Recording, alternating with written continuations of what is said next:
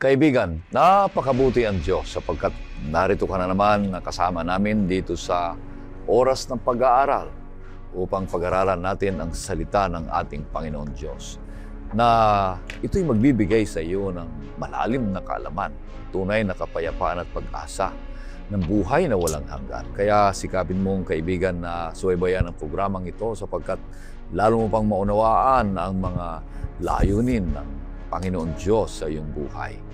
Ito po ang iyong lingkod, Pastor Ray Ubi, bilang facilitator sa ating pag-aaral sa oras na ito. Binabati kong lahat ng mga viewers natin mula sa Gamaos, San Mateo, Del Carmen, sa May Imos, ganun din sa Misamis, Occidental, Bataan, sa Quezon, ganun din sa Kamsur, yan sa Batangas, sa malayong lugar sa Santiago City, ganun din sa Chicago, sa Milan, Italy, sa Geneva, Switzerland, sa may Saipan, sa California, Stockton, sa Small Valley, sa San Marino, ganun din dyan sa Nagcarlan, sa San Jose, Calamba, San Pablo, sa Paradahan, sa Ballesteros, sa Aritao, San Lucas sa buong Visayas, at dito din sa Luzon, at ganun din sa Mindanao, sa buong mundo na hindi ko pa nabanggit. Kaibigan, purihin ang Panginoon Diyos at pagpalain ka. Maraming salamat sa mga masisipag na nagsusulat dyan sa YouTube comment section natin at ibinabahagi ang programang ito sa iba at dito namin nakikita at nalalaman kung saan nakakarating ang programang ito pag ikay nagko-comment dyan sa YouTube. Meron din ang lahat naming mga ginigiliw na taga-subaybay dyan sa AWR 89.1. Dalangin namin na kayo ay patuloy na palakasin ang ating Panginoon Diyos. Ang patuloy na makakasama natin dito sa studio, sa ating pag-aaral, ay ang mga lalaki ng Panginoon Diyos. Una dito ay si Pastor Marvin Diaz. Siya po ang ating Ministerial Secretary at NDRIEL ng Northern Luzon, Philippine Union Mission. Kumusta kayo, Pastor Marvin? Pastor Ray, Pastor Jules, sa tulong ng Panginoon, mabuti. At sa mga kapatid po natin na masugid na nakikinig at nanonood sa programa ng Oras ng Pag-aaral, nawa maranasan niyo ang basbas ng ating Panginoong Jesus.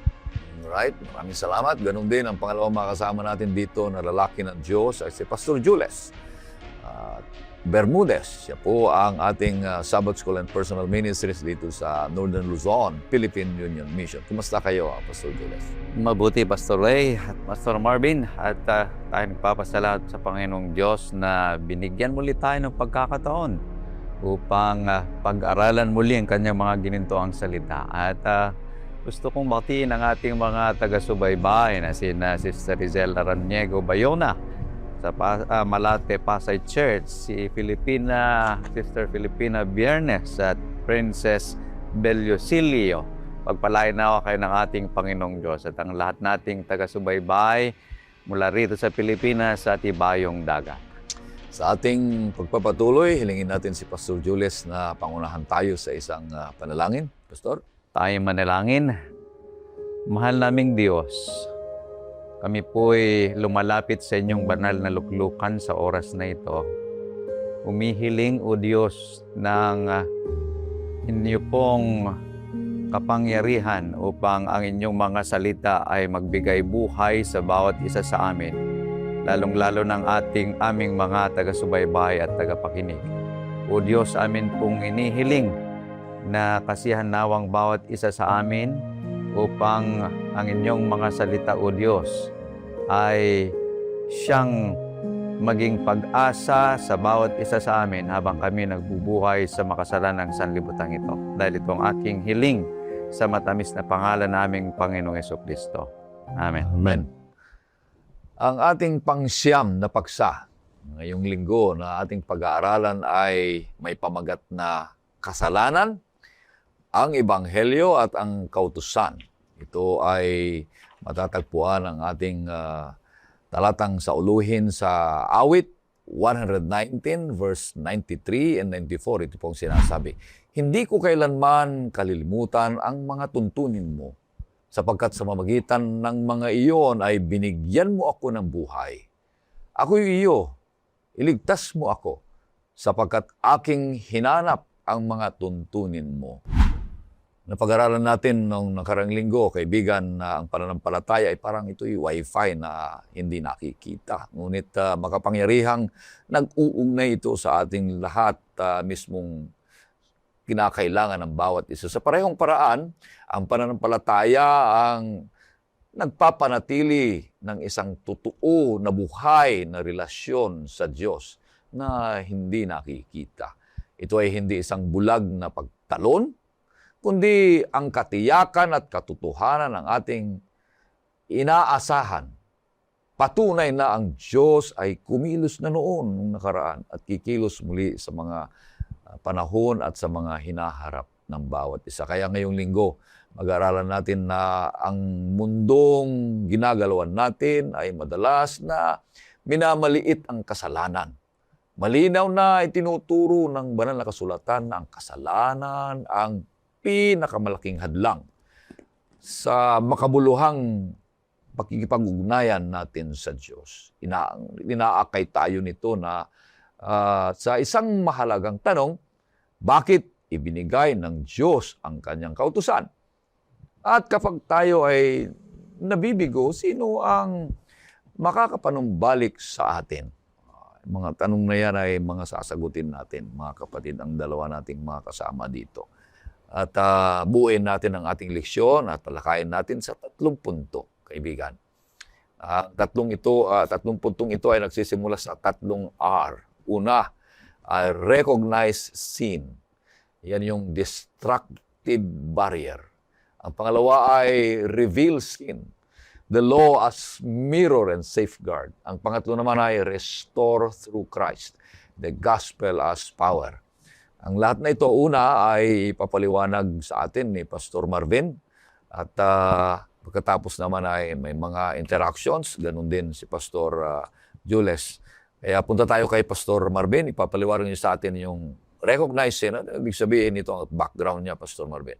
Pag titignan natin, Pastor Ray, Pastor Juliet, maganda yung paksa ng lesson natin eh.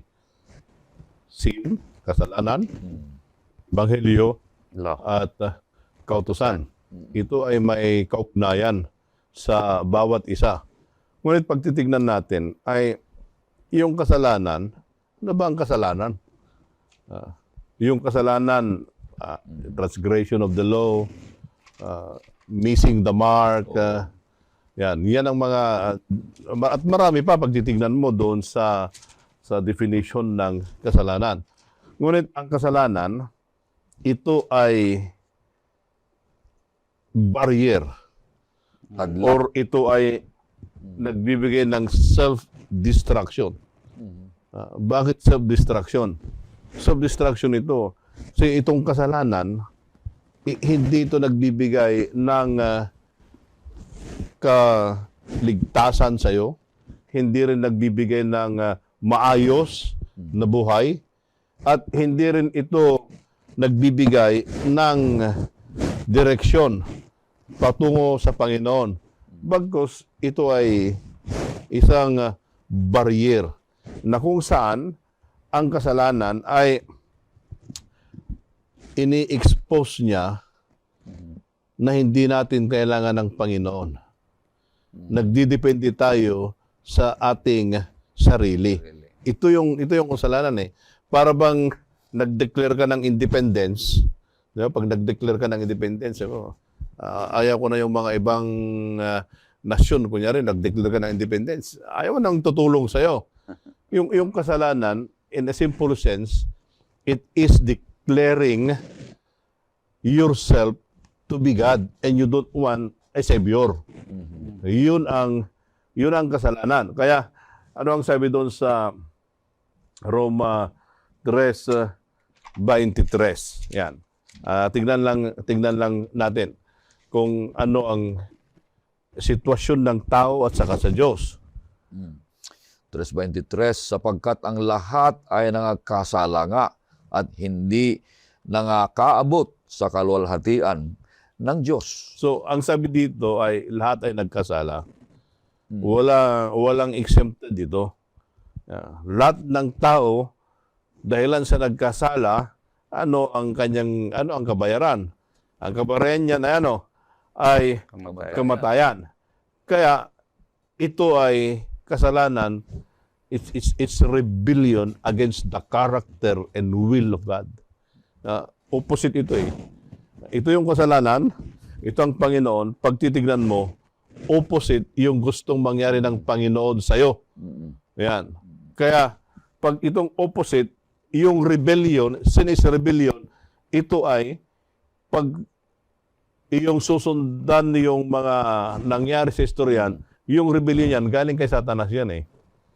Galing kay Satanas. So, pag sabihin mo, pag ikaw ay nagkakasala, you are declaring independence to God and you are not recognizing Him as your God, and you are recognize the other opposing party na yun ang Diyos mo, naging author. Kaya ito yung kasalanan. Yung taong makasalanan o yung kasalanan para bang hinahawi mo ang Panginoon. Alis ka muna dyan. Alis ka muna. Ako muna ang maghari. Yan. Yun yung practical sense ng kasalanan. Napakaganda nito na malaman ang bawat isa sa atin. Pastor Jules, baka may ano ka? Oo, napakaganda yung diniscuss ni Pastor Diaz na kung saan ay binigyan niya ng definition yung kasalanan. Na kung saan, kung ating titingnan, gusto kong isa-isahin yung sinasabi sa Biblia tungkol sa aspeto ng kasalanan o yung iba't ibang pamamaraan na kung saan ay sinasabi na dinefine, kinategorize at experience ng mga tao sa banal na kasulatan na binanggit na kanina ni Pastor Marvin, yung pride, yung rebellion, yung unbelief or distrust. Meron pang sinasabi rito na iba na disobedience, binanggit na kanina Pastor Diaz, yung transgression of the law, yung ingratitude na sinasabi. Lahat ng mga ito ay it pertains to the sinasabi na vertical dimension na kung saan it alters our relationship to God. Binabago nito yung ating relasyon sa Diyos. Kung ating na-experience sa mga bagay na ito, binabago niya.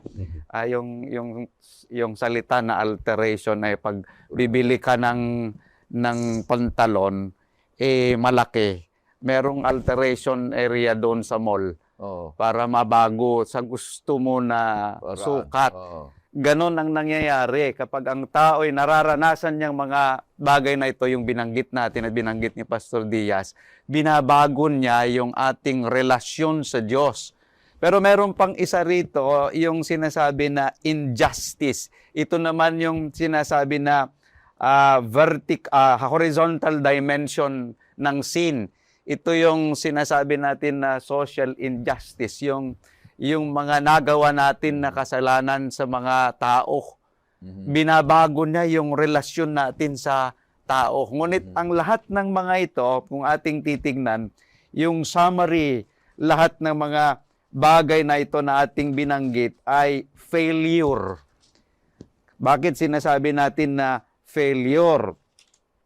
Ito kasi ay it is a rupture in our relationship with God and other human beings. So kung ating titingnan, ito yung ano sa Tagalog ang failure. Hindi ba kunyon, hindi ba pagbagsak 'yon? Oo. Yun yung Hindi siya nagwagi. iyon yung nangyari sa isang tao dahil binago niya yung relasyon niya sa Diyos at yung relasyon niya sa tao. Ito yung kasalanan na kung saan ay naranasan at dinefine sa banal na kasulatan at kung paano kinategorize na sinasabi natin kanina, yung distrust, yung pride, yung rebellion, yung disobedience, yung ingratitude at yung injustice na sinasabi sa banal na kasulatan. Napaganda nito, Pastor, na kailangan sinasabi dito, Pastor, na recognize sin. Yeah. Sabi mo, na ito'y isang bagay na destructive barrier sa atin. Sa isa pa doon, Pastor, di ba, panahon ng COVID, yung COVID, parang kanyan eh. Pag di ba pag na-COVID ka, kasi munti akong mamatay sa COVID eh. Yung breathing area mo, yung lungs, yung lungs, di ba, yung respiratory system mo, Oo. yun ang inaatake ng COVID hanggang hindi ka makahinga, hanggang mamatay. Di ba? Ang kasalanan gano'n eh. Ang atake niya, yung breathing system mo sa spiritual sense, na yun ay sasakalin ka hanggang ikaw ay mamatay. Kaya very destructive yun eh. Kasi the moment na hindi ka mag-oxygen, hindi ka makahinga. Oh. Kaya the moment na yung tao ay nagkaroon ng COVID virus ng kasalanan, yan, hindi yan makahinga, titigas yung lungs niya, kaya yung sense of spiritual recognition na yung nare-recognize mo yung ito yung mali, ito yung tama. Yan. Pero pag nakubid ka ng kasalanan, hindi mo mare-recognize yun. Pero the moment hindi mo ma-recognize yun, self-destructive yun eh. Yun ang maghihiwalay sa'yo doon sa relasyon mo sa Panginoon. Kaya anong sabi ni Isaiah 59:2? Tingnan natin na. Anong sinabi niya diyan? Isaiah 59:2 sabi, kundi pinapaghiwalay ng inyong mga kasamaan kayo at ang inyong Diyos at ang inyong mga kasalanan ay siyang nagpakubli ng kanyang mukha sa inyo upang siya'y huwag makinig. So, maliwanag yun eh. Yan yung COVID ng kasalanan eh. Yung iniquities, sabi doon eh, no, sa translation sa Tagalog. Yung inyong kasamaan. Yung kasamaan, yun ang naghiwalay. Sa atin yun naghiwalay. At yung kasalanan ay siya yung nagtago doon sa, yun ang rason upang Panginoon ay tinago yung kanyang mukha. Ganun ba yung translation yun? Ang sabi doon, your sins have hidden His face from you. Kaya ito yung kasalanan. Wag po natin i-take lightly yung kasalanan. Kasi the moment that you take it lightly, you don't recognize na ito yung kasalanan, ang mangyayari sa'yo ay yung breathing system ng spiritual life ng isang tao, ay hindi niya marirecognize yun. Titigas yun siya. Kaya kinakailangan na itong kasalanan at the outset, i-recognize mo ito yung kasalanan. Pero kung minsan, Pastor, pag immune ka na, mahirap mo nang ma-distinguish yung right and wrong. Hindi mo na mare-recognize. Yung Pastor Jules naman, yun ang kalagahan na kinakailangan mo ng outside help. Okay. Yan, yun yung outside help na kung saan, ating pag-aaral mamaya, yun naman yung role ng Ebanghelyo sa buhay ng isang tao. Kung minsan kasi ay ang nangyayari, mas magaling pa yung sumasamba kaysa yung sinasamba. Kanya kung minsan ay iyon yung mahirap. Ay, gawin ko to, buhay ko to eh. Diba? Yun yung nangyayari. Basahin natin sa aklat ng Isaiah, chapter 1, 2, and 3, kung anong sinasabi dyan. Dinggin mo o langit at pakinggan mo o lupa sapagkat sinalita ng Panginoon, ako'y nangalaga at nagpalaki ng mga bata at sila'y nangaghimagsik laban sa akin. Nakilala ng baka ang kanyang Panginoon at ng asno ang pagsabsaban ng kanyang Panginoon. Ngunit ang Israel ay hindi nakakilala, ang bayan ko ay hindi gumugunita. Okay.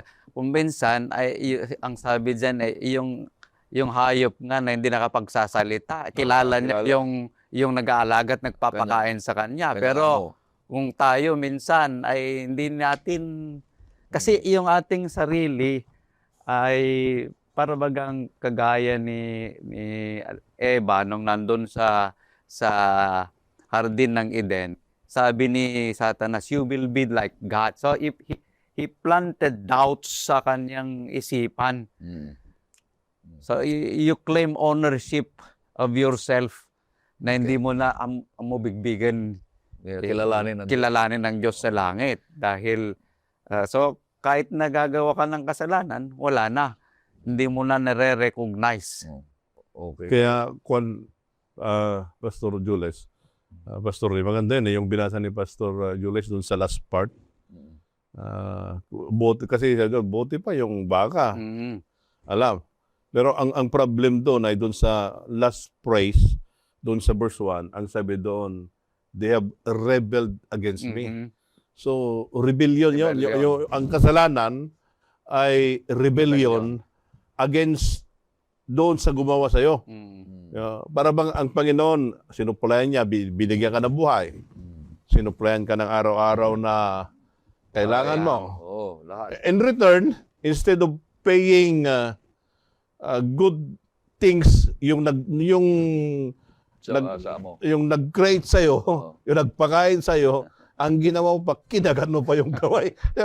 Parang ganun yun eh. Ganun yung kasalanan. Yung kasalanan yun ay ingratitude to the Creator.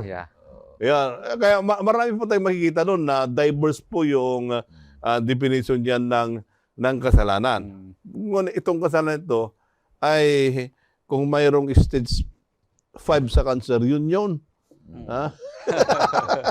Alright, so mahalaga ito mga kaibigan na yung unang punto ay kilalanan natin na ang kasalanan ay self-destruct. Ang Diyos ay nagtayo ng katotohanan, nagbigay ng pakikipag-ugnayan sa atin, ngunit kung tayo ay sumuway, yan ay kasalanan. Pag sumuway tayo, self-destruct na tayo. Humihiwalay na tayo sa kanyang plano, kanyang direksyon, at humihiwalay na tayo sa buhay. Dahil itinayo niya ang buhay, sino mang humiwalay, ibig sabihin ay sumuway, nagkasala, magkakaroon ng sariling buhay at kamatayang wala ng pag-asa pa. Sa pangalawang punto na tayo, pagkatapos na kilalanin na ang kasalanan ay nakakamatay, nakakahadlang sa relasyon sa Diyos, at pangalawa naman dito ay reveal sin. The law as mirror and safeguard. Maganda ito, Pastor Marvin. Kaya, pagsusundan po natin yun, kanina, discuss natin yung kasalanan. Now, ngayon, paano mo alam na kasalanan yun? Sasabihin mo sa sarili mo, ito ay kasalanan. Paano mo alam na kasalanan yun? Sino ang magsasabi noon? Ayan. Kaya kinakailangan na mayroong magsasabi sa'yo. Na yung magsasabi sa'yo, hindi sasama ang loob mo. Kasi kunyari, pag sinabihan kita, Pastor Ray, ito ang kasalanan mo, later on, sasama ng loob mo sa akin. Di ba? Pero pag mayroong magsasabi na authority, na authority, na yung magsasabi na yun ay, ito yung standard, ay wala kang masasabi niya. Tingnan natin doon sa Roma 7:7. Anong sabi diyan? Roma 7:7. Ano nga ang ating sasabihin? Ang kautusan bagay kasalanan? Huwag naway mangyari.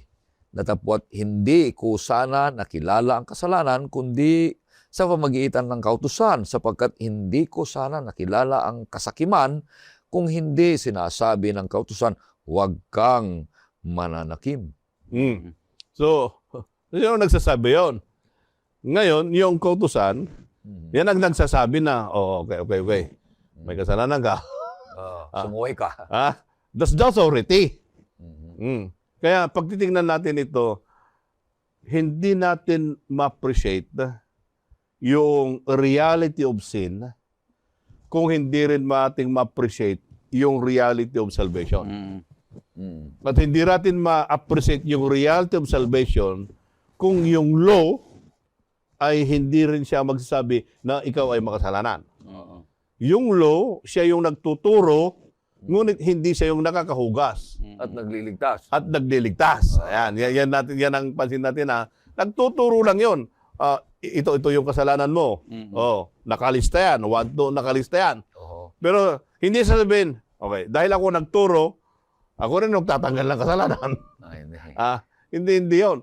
Kinakailangan mayroong iba na nagtatanggal ng kasalanan. Kasalanan. Ayan. Kaya maganda ito na titignan natin. Now, anong sabi doon sa Roma 5:8? Datapwat ipinagtatagubilin ng Diyos ang kanyang pag-ibig sa atin, na nang tayo'y mga makasalanan pa, si Kristo ay namatay dahil sa atin. Yun yung baseline niya. Mm-mm. Yun yung baseline niya. Bagamat tayo ay makasalanan, yung kasalanan ay nasa atin, Mm-mm. tinuro nung law, yung ating kasalanan, ngunit mayroong isa Mhm. na nagsakripisyo para sa kasalanan. Mhm. Okay. Nakita niyo po yung kanyon, may nagsakripisyo sa kasalanan ko, sa kasalanan natin, at sa kasalanan natin lahat. Mhm. Yun yung tinatawag natin na ebanghelyo. Medyo i-mix lang natin para Oo. makita natin yung strand Mm-mm. ng ating pag-aralan. So, ito yung kasalanan, ito yung mirror. Sabi niya, okay, may kasalanan ka. Then, kinakailangan, itong mirror, hindi sasabihin na, okay, sasabunin kita ha. Mm-mm. Hindi niya pwedeng gawin yun. Hindi niya pwedeng gawin. Itong law na ito, introduce ka yung gumawa sa standard. Mm-mm. Alright. Na yung gumawa ng standard ng salamin nito, which is the law, siya lang yung makapaghuhugas itong kasalanan, itong taong ito. Yun ang maganda nito Yun ang kagandahan. Ito lang. Yung author ng buhay, na kung saan yung tao ay nahulog sa kasalanan, yun din yung may maghuhugas doon sa kasalanan. Ngunit, para maging aware yung tao na makasalanan, ang Panginoon, ibinigay niya yung law para itong tao makasalanan, ma-aware siya na mayroon siyang kasalanan at kinakailangan niya ng tagapagligtas. Napakaganda yung binanggit ni Pastor Marvin na kung saan ay pinakita niya yung functions ng law, ng kautusan na parang salamin. Alright. Ngayon, gusto kong tingnan natin na hindi lang yun yung binabanggit niya, kundi dito sa ating outline sinabi na safeguard. Hindi lang pinapakita yung kasalanan natin, kundi ito yung safeguard ng bawat isa sa atin. Kasi kung minsan tinitingnan natin that the cause of our sin is the law. Pero hindi po. Yung cause ng atin pong sin na binabanggit sa atin na hindi po yung kautusan. Dahil in itself, yung kautusan is entirely good. Kung ating babasahin sa Roma 7, 12 at 13, Pastor, ano bang sinasabi dyan tungkol sa kautusan? Roma Roma 7. 7, 12 and 13. Kaya nga, ang kautusan ay banal at ang utos ay banal at matuwid at mabuti. Ang mabuti nga, baga ay naging kamatayan sa atin. Huwag nawang mangyari, kundi ang kasalanan upang may pakilalang kasalanan. Okay. Sa pamagitan ng mabuti ay gumawa sa akin ng kamatayan. Na sa pamagitan ng utos, ang kasalanan ay maging lalong sala. Okay. So pinapakita dyan na yung kasalanan, ito yung nagbibigay sa atin ng patutunguhan na kung saan ay kamatayan. Hindi yung kautusan na sinasabi natin. Dahil yung kautusan na binabanggit dito ay pinapakita niya lang yung kalagayan ng bawat isa sa atin. Hindi ito nagbibigay sa atin ng kamatayan. Ngunit kung ating babasahin ang banal na kasulatan, yung nakapagbibigay sana, the original and basically source of life, becomes the instrument of death. Kung ating babasahin, Pastor Ray, sa Roma 7:10, anong binabanggit dyan? At ang utos na sa ikabubuhay ay nasumpungan kung ito'y sa ikamamatay. Okay. So, yung originally na sinasabi dyan na binibigyan sana tayo ng patnubay upang tayo mabuhay, ay naging source na ng death na sinasabi dyan. Oo. Kanya nga't yung kabayaran ng kasalanan ay kamatayan. Oo. Yun yung pinapakita rito. Ngunit gusto kong tingnan natin na kung saan yung kautusan, it provides a permanent standard for human conduct. Sa Deuteronomy 11, 26 at 28, may binabanggit dyan na kung saan ay dapat na gawin ng bawat isa sa atin. Kasi to enjoy this law, you must meet the requirements. Narito, inilagay ko sa harap ninyong sa araw na ito ang pagpapala at ang sumpa. Ang pagpapala kung inyong didinggin ang mga utos ng Panginoon ninyong Diyos na aking iniutos sa inyo sa araw na ito. At ang sumpa kung hindi ninyo didinggin ang mga utos ng Panginoon ninyong Diyos, kundi kayo lilihis sa daan ng aking iniutos sa inyo sa araw na ito upang sumunod sa ibang mga Diyos na hindi ninyo nangakilala. Okay, so binabanggit dyan, if you want to live, obey. But if you want to die, disobey. Yun yung sinasabi dyan. Ngunit binabanggit sa atin na yung law is a guide for life and source of joy. Sa aklat ng Salmo, binabanggit ang mga bagay na ito. Binabanggit sa Psalms 1 and 2, yung the law described as a delight. Doon naman sa Psalms 19, 7-10, it is source of wisdom, yung law. At doon naman sa Psalms 119, 97, object of love. So ito yung sinasabi natin na safeguard ng bawat isa sa atin. Okay. Hindi ito originally na kung saan sinasabi natin na nagbibigay sa atin ng kamatayan, kundi ito isang bakod ng bawat isa na nagbibigay sa atin ng proteksyon kung sana ay ating susundin. Yeah, kaya Maganda. pagbalikan natin yung binasa kanina ni Pastor Jules na safeguard. Maganda eh. Dito sa English, basahin ko doon sa Okay. sa 7 verse 10 sa Roma. Ang sabi doon, the commandment which was to bring life. So, the commandment sabi niya, which was to bring life. Ibig bang sabihin niyan, magliligtas? Ha? Hindi. Magliligtas ba yun? Hindi siya magliligtas. Hindi. Hindi siya magliligtas. Bakit to bring life? Kasi yung safeguarding na ito, i-promote niya yung safeguard mo. Sabi niya, Pastor Ray, Pastor Jules, makasalanan ka. Ito yung standard. Oh. So the moment that you recognize na ito yung kasalanan mo, na tinuro ng law, at kailangan mo ng tagapagligtas, kaya nagbibigay ng buhay. Hindi yung sa pagtupad mo ng utos ay maliligtas ka. Mali 'yon. Yeah. Oo. Nagbibigay yun siya ng safeguard para hindi ka pumunta sa impyerno. Mahulog. Hindi ka mahiwalay. Kasi yun, ito yung kasalanan mo eh. Kaya the moment na sinabi niya yun, it gives life because you need to go to the author of the law. Yeah. It points you to the Savior. Yeah. Sa atin, naintindihan ko yung pinag-uusapan natin ay para ito isang halimbawa sa mag-asawa eh. Yung mag-asawa ay, di ba, magkaroon sila ng pangakuan, magkaroon sila ng tipanan, magkaroon sila ng vows. Na yung vows na yon ay sundin nila ang lahat ng mga bagay na naihanda na dapat nilang sundin upang manatili ang kanilang relasyon na masaya, sinabi mo kanina, at magkaroon sila ng safeguarding yung kanilang relasyon at hindi sila maghihiwalay. Nangangako na susundin, mamahalin, lahat ng mga ito. Kung sumuway yung isa doon, kasalanan, hiwalay sila, wala nang relasyon.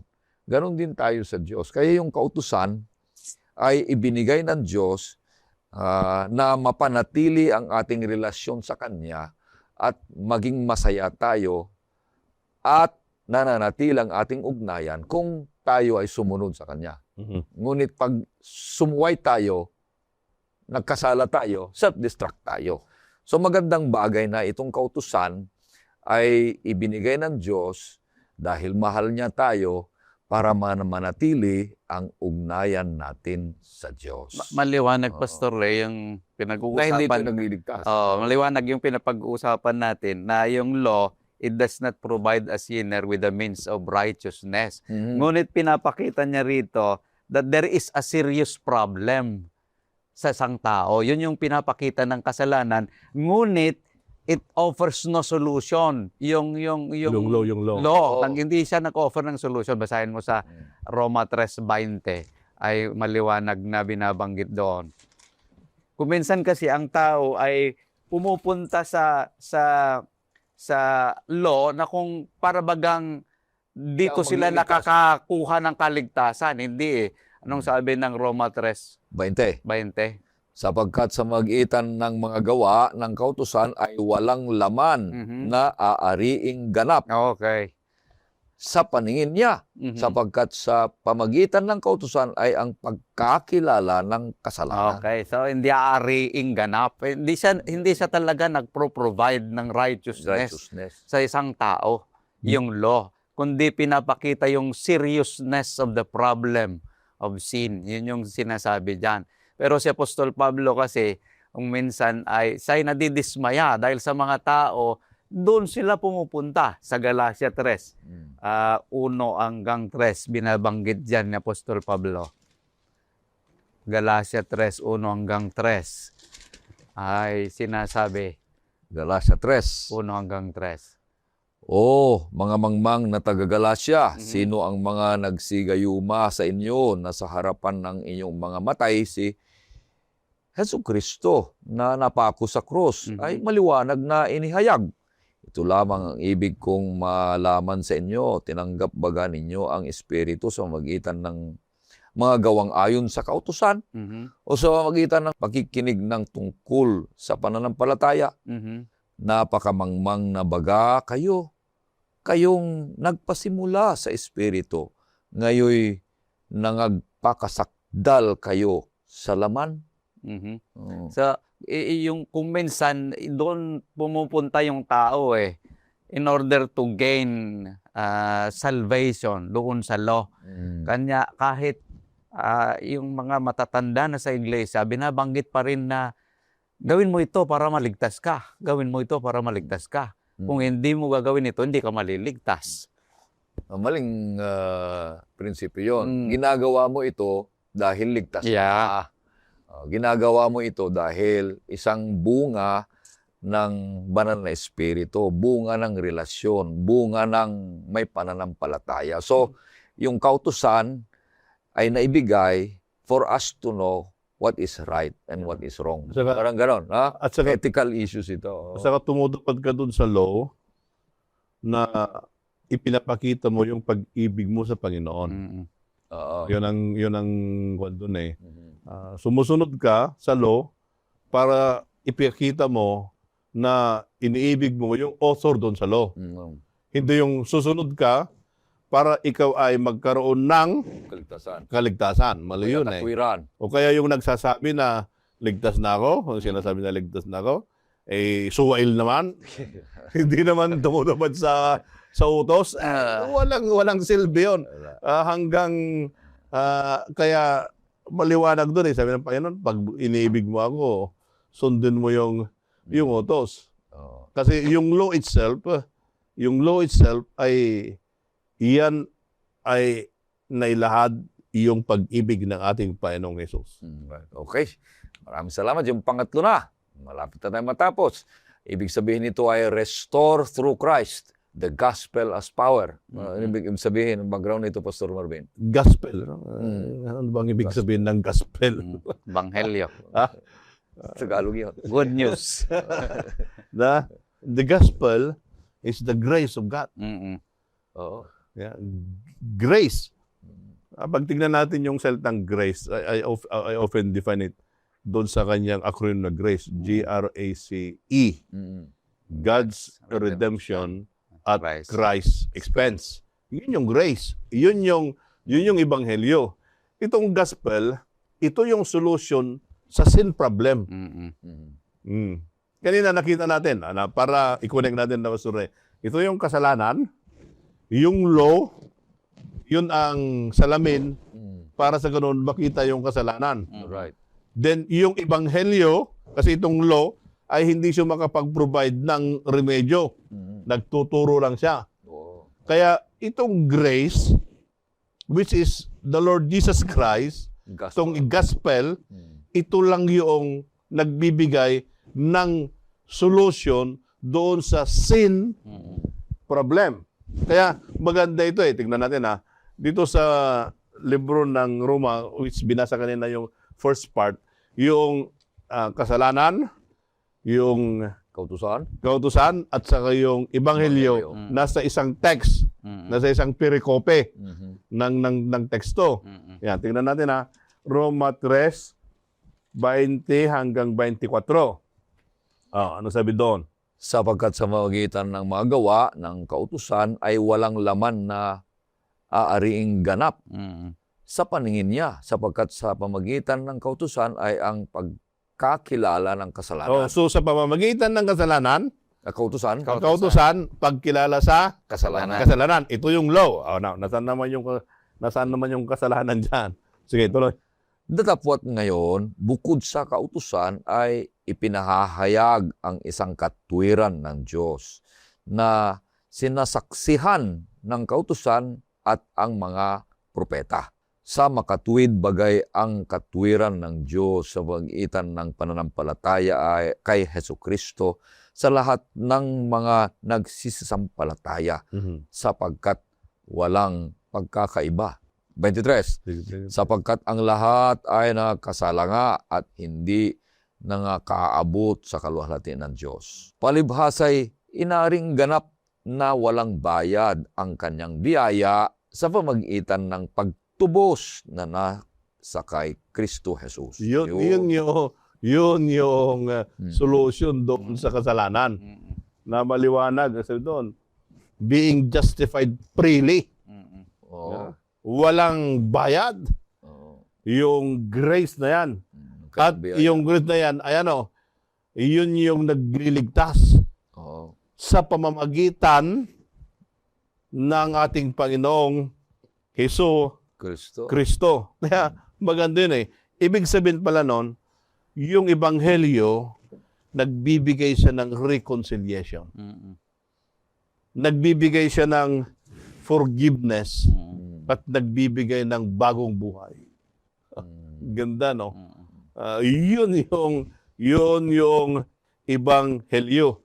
Yung taong makasalanan, pag lumapit siya kay Kristo, nagkakaroon siya ng bagong buhay. At yung bagong buhay na yan, ay maibibigay lang ito ng ating Panginoong Hesus. Hindi maibibigay ito ng law. Kaya kanina yung kasalanan na self-destruction, ngayon nagkaroon na ng bagong pag-asa.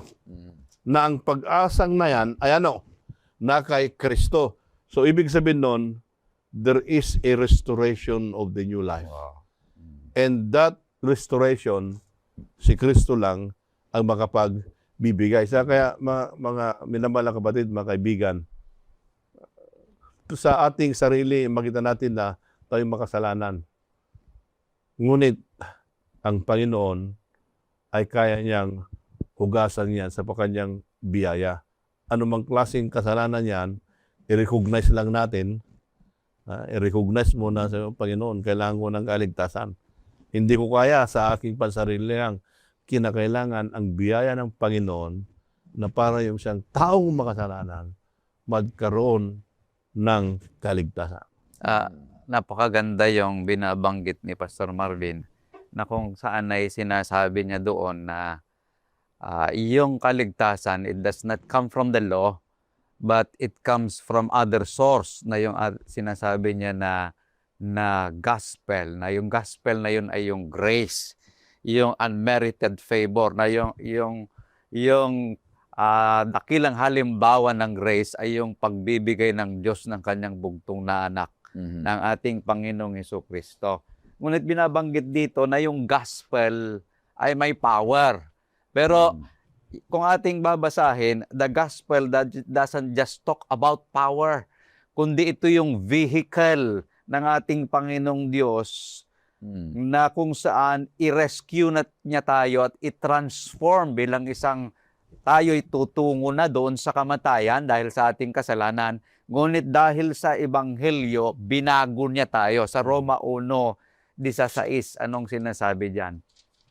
1:16, sapagkat hindi ko ikinahihiya ang Ebanghelyo sapagkat siyang kapangyarihan ng Diyos sa ikaliligtas ng bawat sumasampalataya. Okay. Unay sa Hudyo at gayon din sa Griego. Ito yung kapangyarihan na nagliligtas sa bawat isa sa atin at wala siyang pinipili. Kasi yung grace na binibigay ng ating Panginoong Diyos ay para sa lahat na gustong tumanggap ng regalong ito ng ating Panginoong Diyos upang to rescue us and to transform us doon sa ating kalagayan na nagkasala at tutungo sa kamatayan. Upang tayo babaguhin at mabibigyan tayo ng panibagong buhay. Yun yung ginagawa ng Ebanghelyo. Kaya sinasabi na merong kapangyarihan ang Ebanghelyo na baguhin ang isang tao. So, kung ating titingnan, the law has no power. It has no power to transform us. It only shows us of our true condition. Yun yung ginagawa ng law. But only the gospel has the power to cure us from the malady of sin. Ito yung ginagawa ng gospel. Kanya, meron akong nabasa na quotation tungkol sa gospel. Ang sabi niya ay, life without the gospel is frequently a life of fear and insecurity. So kung walang ebanghelyo, sinasabi ay, your life is a life of fear and insecurity. The gospel alone brings complete assurance that we are accepted by God. Kaya yung pastor, yung acceptance doon sa gospel, kinakailangan din ng pananampalataya. Kaya ang sabi doon sa Roma 3:28, ang ganda yung sabi doon sa 3:28. Roma 3:28. 30, I should say. Roma 3:30. Kung gayon na nga iisa ang Diyos, ang kanyang aariing ganap ang pagtutuli sa magitan ng pananampalataya at ang di pagtutuli sa magitan ng pananampalataya. So, pag tingnan mo doon, sabi doon, dito sa English, sabi doon ay will justify the circumcised by faith aariing ganap. and the uncircumcised through faith. Yan. Ibig sabihin niya na yung kaligtasan na yan ay para sa lahat ng tao.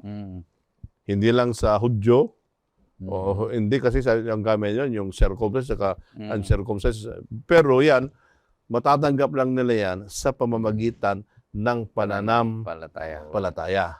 Kaya napaganda pag titignan natin from sin, tinignan ng law na ang tao ay ito yung kasalanan, sinabi ng law, pero yung law, ipinopoint ka doon sa sa Savior na magliligtas. Kaya pag titignan mo, kung tanggalin mo yung Savior, di wala yung law. Pag wala yung law, wala na rin Savior. Wala rin kasalanan. Ganun lang yun di ba? Pero ngayon ito, mayroong kasalanan, dahil kaya mayroong law, mayroong tagapagligtas. Maraming salamat at alam niyo mga kapatid, patapos na tayo. Isang paalala lang na sa ating pagkaintinding simple, ang Diyos ito, nagmamahal sa atin. Ginawa niya ang tao para masustain ang relasyon at masayang ugnayan. Mga kapatid, nagbigay siya ng kautusan para patuloy ang relasyon na masaya at buhay na walang hanggan. Ngunit, sumuway tayo. Dahil sumuway tayo, lumayo tayo, sabi ni Pastor, mayroong gospel para mapabalik tayo sa Kanya. at patawarin tayo at maibalik tayo muli sa Kanya. Sa pamamagitan ni Kristo na namatay dahilan sa kasalanan ng bawat isa sa atin. Kaya purihin ang Diyos. Ang ating leksyon ay dapat nating kilalanin na ang kasalanan ay self-destruct at kilalanin natin na ang kautusan ang nagbibigay sa atin, nagpapakilala kung ano ang estado natin. At salamat kay Kristo Jesus na siya ang nagdala ng good news, sabi ni Pastor, ng kapangyarihan ng pagliligtas sa bawat isa sa atin. Sa ating pagtatapos, kaibigan, hingin natin si Pastor Marvin ng panalangin pagkatapos na tayo makarinig ng isang awitin.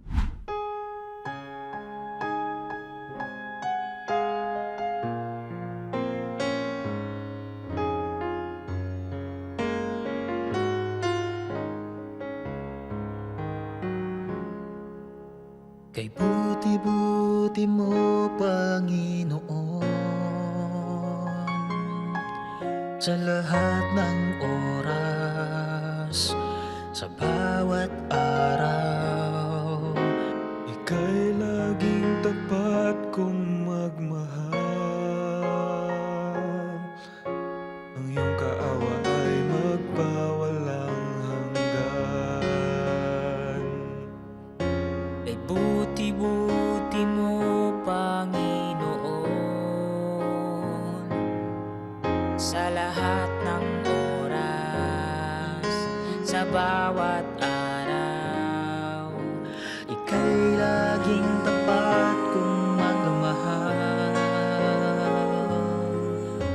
Ang iyong kaawa ay magpawalang hanggan. Pinupuri, sinasamba kita,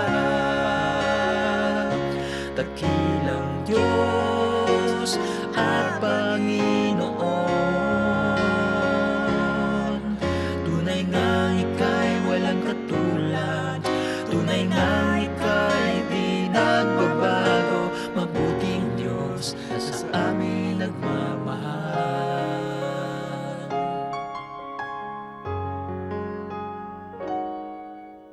Ay buti-buti mo, Panginoon, sa lahat ng oras, sa bawat araw. Ika'y laging tapat kong magmahal. Ang iyong kaawa ay magpawalang hanggan. Pinupuri, sinasamba kita, dakilang Diyos, aking Panginoon. Tunay nga ika'y walang katulad, tunay nga ika'y di nagbabago. Mabuting Diyos na sa amin nagmamahal. Pinupuri, sinasamba kita, dakilang Diyos at Panginoon. Tunay nga ika'y walang katulad, tunay nga ika'y di nagbabago. Mabuting Diyos na sa amin nagmamahal. Tunay nga ika'y walang katulad, tunay nga ika'y di nagbabago. Mabuting Diyos, mabuting Diyos, mabuting Diyos na sa amin nagmamahal.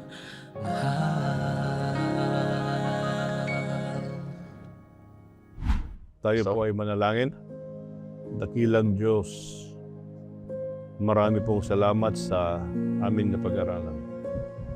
Bagamat kami po ay makasalanan, mayroon pong tagapagligtas sa amin na walang iba kundi ang aming Panginoong Hesus. Panginoon, pinapanalangin po namin na hugasan niyo po kami at iyong katwiran ay ibigay niyo po sa amin. Maraming pong salamat sa pagdinig sa aming panalangin sa pangalan ng Hesus. Amen. Maraming salamat kaibigan sa patuloy na pagsusubaybay dito sa programang Oras ng Pag-aaral. Mahal ka ng Diyos. Patuloy kang maglingkod sa Kanya.